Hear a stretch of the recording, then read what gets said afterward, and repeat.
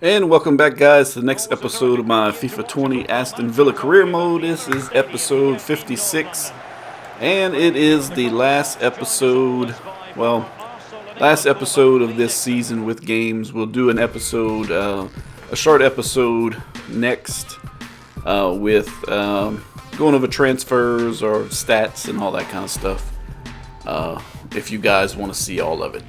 So our first game today is against Arsenal. Today's episode will be 7 matches in this episode. So some matches didn't last long because not much. The highlights of some episodes haven't lasted long because the game just didn't have that many highlights, if any at all.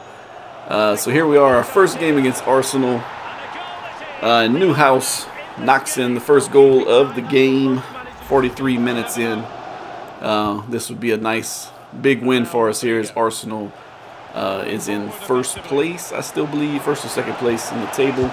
And then Timo Werner comes in at 77 minutes and equalizes. So maybe we don't grab these 3 points this time. But here we are, 80 minutes in on the attack. We get it out to Brozovic, who shoots and somehow goes near post and gets that one in with defenders all around him to give us a 2-1 lead, and that's how this one would end. The final whistle blows, and Villa beat Arsenal 2-1. A great victory. We get 3 points. Look at our stats: 8-4 shots, 6-3 on target, and they won the possession battle. But we happen to get more goals in, and Zelensky is your player of the match. So a great win for the guys. So 4-4-1-1 from them, and we advance.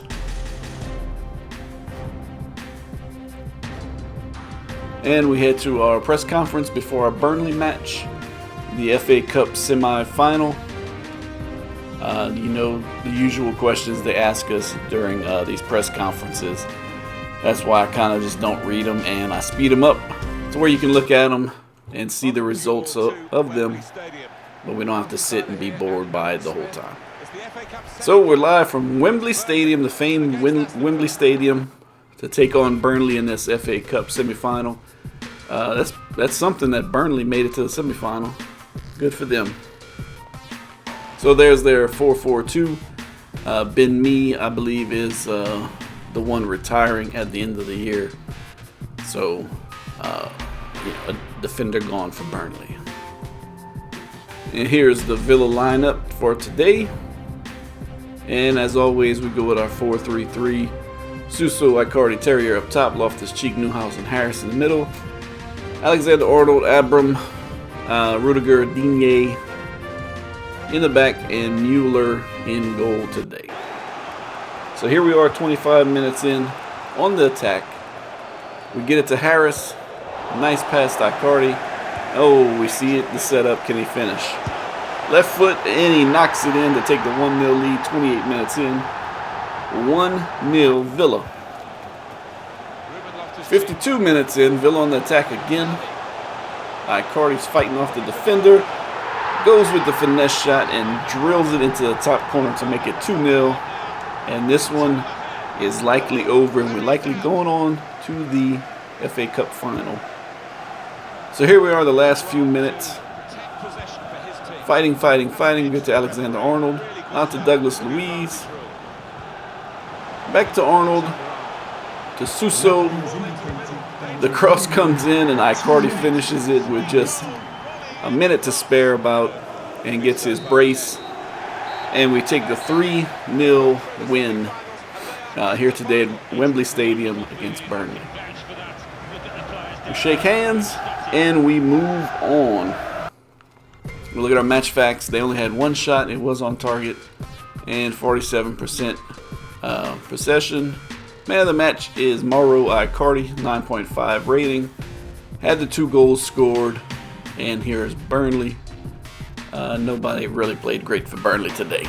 Just wasn't their day. So in the final, we take on Manchester City in the FA Cup final. That's going to be a tough one. Obviously, it's Manchester City, and all the talent they have on that roster. So we see what William Doolittle has to say. We're currently sitting 7th with a game in hand on a few teams above us. And we're live from Villa Park, Aston, Villa, and Chelsea. Sure to be a tough match. Chelsea has a very talented roster. And Villa, we're still building something here. A lot of talented players, but we just have, we don't have that top-notch quality all around the pitch yet. So they go with the 4-3-3. Conte, Di Maria, Morata, and Pulisic. Luis Suarez on the bench, and here we go. Live and underway from Villa Park. Digne out to Terrier. Back out to Newhouse, into Harris. Zielinski moves it up. Terrible pass. Pulisic intercepts and takes it down the wing. Finally catch up to him. Not a good start for us. We win possession, then we lose possession. Janik has it. Little step over. He shoots from way out the box. It's tipped, and it still goes in, and it's 1-0 Chelsea. Hell of a strike there to make it 1-0. So it stayed 1-0 the entire match. Last chance. There's the final whistle. And we lose to Chelsea 1-0 after a hard-fought affair. They scored 7 minutes in, and we could not equalize. 3-6, 3-5 shots on target. Big possession difference in Chelsea's favor. Abram was our player of the match, and our best player. And player of the match for Chelsea is Janik, with the 1 goal to win. So we have a Clark transfer offer for Loftus-Cheek from Barcelona for $59 million. We'll definitely explore that and see what we can get. He is 84 overall, but it's 27 years old now. If we can get some good money for him, might as well take it. If we stay at Aston Villa or continue this career mode. So we're going ahead and sold him for $68 million. So that gives us about $100 million in transfer budget available at this point, and then going into next year we should get another boost. So we should have quite a bit of money to use in the transfer window, which we desperately need. I hate losing Loftus-Cheek, but you know, if we can get, we have Icardi who's at 86, then we need another absolute superstar somewhere up top or midfield maybe. Remains to be seen. So we get a transfer offer for Traore from Juventus, and we'll explore that one too. While I do love Traore, he's 27, 81 overall. Terrific pace and all, but I think he scored like 2 goals for us. I don't know. So if we can get another 30-35 million for him, that would put us like 150 million roughly when all's said and done. So they give us 30 and we take it. So Traore is going to head to Juventus to play with Ronaldo and try to win a Champions League there. So here's our press conference before our Leicester City match away. Another tough one here at the last run of games. Hopefully we can finish around 7th or so. And I think that's a Europa League where we go in the qualifying rounds and whatnot. So here we go with Martin Tyler and Alan Smith, our 2 best friends in this long journey of FIFA. And here's the Leicester City lineup. They go with the 4-3-3 as well. Tielemans, Gray, Diabate up top. Aston Villa 4-3-3. Alexander-Arnold, Abram, Sanchez, Loftus-Cheek, Douglas Luiz, Suso, Icardi, and Terrier up top. And we're live from King Power Stadium. We get this one underway. Hopefully we can grab these 3 points and move up the table some with this chance. So 86 minutes in, still 0-0. It's been a grind of a game, just fighting in the midfield, back and forth, back and forth. No good chances. So here we go. Loftus-Cheek gets it out to Suso, passes it into Sanchez, back to Suso, finesse shot, and off the crossbar. So close. Great shot, just couldn't keep it down, and it stays 0-0. 90 minutes are up. A couple of minutes of injury time. We bring on Zelensky to maybe make something happen real quick. I don't see us having much time to do anything here. So Leicester grab possession. And that final whistle should be coming. And there it is. 0-0. We grab 1 point. Get the clean sheet as well.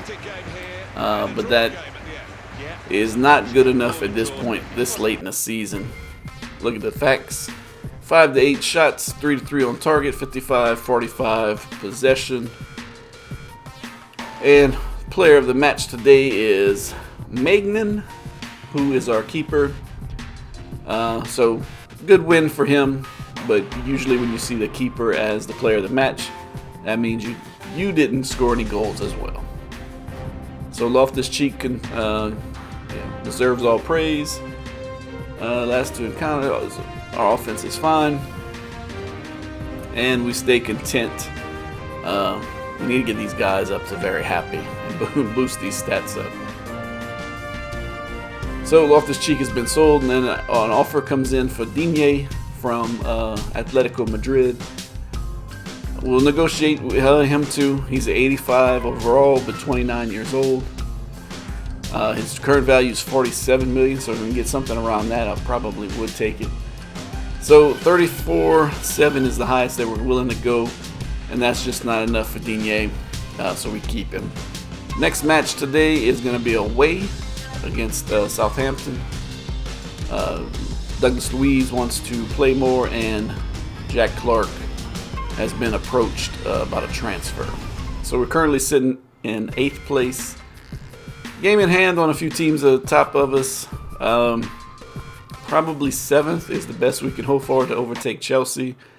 10 points. We probably won't catch Everton by the end of the year, as we only have, well, yeah, we definitely can't. We only have 2 matches left, so in the Premier League. So the 5-2-3 from Southampton today.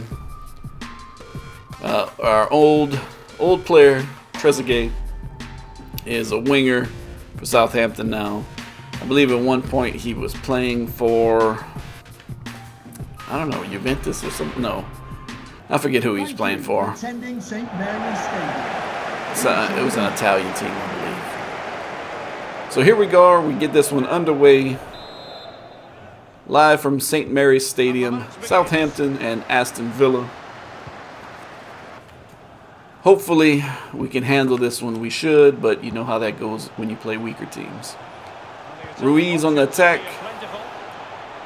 Southampton. Dribble. Get to Ruiz. He shoots. Oh, how did he get that one past us? His only option was to go near post, and we weren't guarding it. Terrible. 1-0 Southampton. So here we are, 58 minutes in. Still 1-0. Trezeguet comes off. Southampton on the attack. The cross comes in, cleared out, punched out, off the rebound. Beauregard knocks it in to make it 2-0. How terrible is that? So still 2-0, 65 minutes in. Southampton on attack again. The save, the rebound, and El Yunusi knocks it in to make it 3-0. So 2 goals today off of rebounds from the keeper. Last few minutes of the match, trying to make something happen, but it's going to be a stretch. Harris grabs it. He shoots, and it's off target, and there's the final whistle. Down we go, 3-0 to Southampton.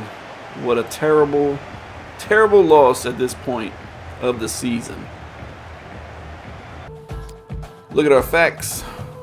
3-0, 6-6, 5-3 target, 54-46 possession. And our best player was Rudiger with a 6.8, so that's absolutely terrible. That tells you how bad we played. And Borrego is your player of the match with a 9.3 rating. And let's see what they have to say today. What are your thoughts on this loss? Let's see. You expected this outcome. Obviously, we wanted to win. What went wrong today? We didn't score enough goals. So Douglas Luiz is mad he didn't play, which I need to get him more involved. I don't know why I always forget about him, it seems. Even though, as I said before in past episodes, as soon as he comes in, he makes something happen. So we're 4 points behind Chelsea. So 8th place is what we are this year. Win, lose, or draw against Cardiff, the last Premier League match of the season. So hopefully that is good enough to get us at least in the Europa League qualifying rounds. Group stage stuff, I'm not exactly sure. So here's Cardiff City, 4-2-3-1 with the lone striker Glatzel up top. And we go with our normal 4-3-3 that we always do. And here we are live from Villa Park. Hopefully we can end the season with a nice win, maybe a nice clean sheet, and go home in the season victorious before we go and take on Manchester City in the FA Cup final. So Digne's out wide, running all alone. Defender can't catch him. Gets in the box. Cross, and Suso karate kicks it in to make it 1-0. That was a great goal from Suso. 63 minutes in. Let's see that one again. Cross, and just boom. Karate kick, and drills it in. And I believe that's his first goal in the Premier League this entire season. He belongs probably more as a depth player than our starter. So maybe we'll address the winger position too. Cross comes in, we clear that out. Bouncing all around. Shoot. Weak shot deflected. Saved. And there you go. We end the Premier League season on a high note. 1-0 victory over Cardiff. We grabbed a clean sheet. And 3 more points. We shake hands. And we move on. 9 shots to 4. 6-2 on target. 51-49 possession. You think we'd have won bigger than just 1 point. And Digne is your player of the match with a 9.4 rating with the lone assist to Suso as we take down Cardiff City. So we're getting 148 million as our share of the Premier League money. So we'll see where that takes us for next year if we're still here, money-wise and transfer budget. So here we go. Last match of this episode, last match of this season. Aston Villa, Manchester City, Wembley Stadium for the FA Cup trophy. Can we bring it home? Can we stop Harry Kane, Raheem Sterling, KDB? The list goes on and on. And here we go with our 4-3-3. Ederson in goal. And they go with a 4-3-3 as well. The holding pattern with a CDM. So they're playing a little bit more defensively. So maybe that'll help us out. And here we go. Kickoff. Alexander-Arnold. Out to Zielinski. And then here we are 53 minutes in. Still battling 0-0. It's been a fight and a grind. No clear-cut shots. Just working hard at it. Trying to make it happen. Loftus-Cheek gets it into Newhouse to Icardi, who shoots and scores. And there we go. 56 minutes in, we take the 1-0 lead. Will it be enough? It's a great pass. Icardi got the run. Just a little tap. A little tippy tap. And knocks it in for his 3rd FA Cup goal of the year. So last seconds of this match. We're on the attack. We lose possession. They dribble around, and there's the final whistle. Aston Villa are your FA Cup champions for this year after a 1-0 victory over Manchester City. Who would have thought? As the Villa boys celebrate, Traore, Loftus-Cheek embrace, they get ready for their trophy. And let's hoist it and get those fireworks and that confetti popping. House comes up, celebrates. He's going to be the one to lift that trophy for us. And there we go.